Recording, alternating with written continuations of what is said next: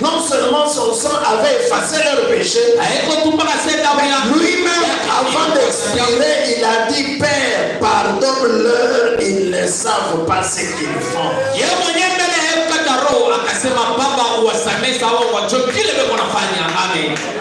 Amen. Pour les péchés de tout le monde est pardonné. Ce que l'homme devait faire, c'était seulement d'accepter le pardon. Amen. C'est ce qui est arrivé avec les deux voleurs à la croix. L'un n'a pas accepté le pardon parce qu'il injurie le Seigneur. Mais l'autre, lui, il dit: nous sommes des pécheurs. Seigneur, quand tu viendras, souviens-toi aussi de moi. Et le Seigneur lui dit: ce soir même, tu seras avec moi dans le paradis. Les péchés étaient pardonnés. Et la deuxième raison, c'est que pour recevoir le pardon, il faut l'accepter, parce que le prophète nous a dit que le pardon n'est pardon que pour celui qui l'accepte comme pardon.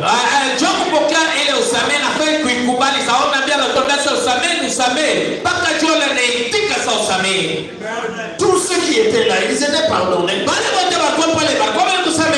Mais est-ce que tous ont accepté ce pardon? C'est ça le problème. Et alors, le bébé, comme ils ne peuvent pas accepter le pardon. Parce que pour accepter le pardon, il faut qu'il entende la parole de Dieu, qu'il croie. Et qu'il dise: oh Dieu, j'accepte le pardon que tu m'as offert à la croix. Le bébé ne peut pas faire ça. C'est pourquoi nous ne le baptisons pas. Le prophète dit dans question-réponse sur le Saint-Esprit, au paragraphe 106, dans COD, le premier volume, je suis à la page 429.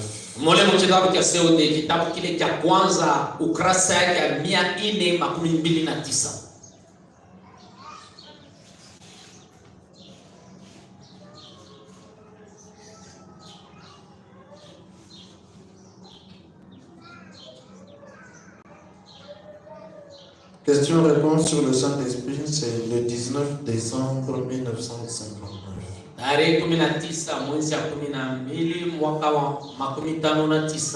À 106, le prophète dit ceci. Mais maintenant, disons comme ceci. Nous savons que les bébés qui meurent, quels que soient leurs parents, ils sont sauvés. Or,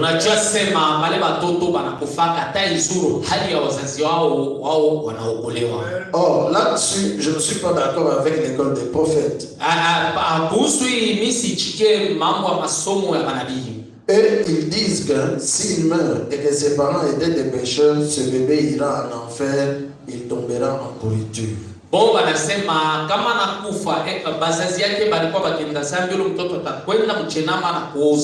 Pour lui, ce sera fini. Eh bien, Jésus, quand Jésus est venu, Jean a déclaré: voici l'agneau de Dieu qui ôte le péché du monde. Alors, ce bébé, s'il est un être humain sur lequel devrait s'exercer les jugements de Dieu,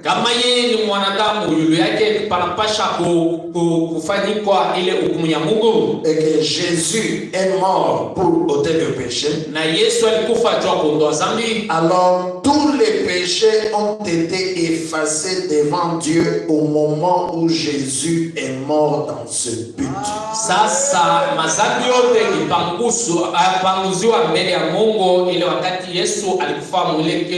Vos péchés ont été pardonnés. Mes péchés ont été pardonnés.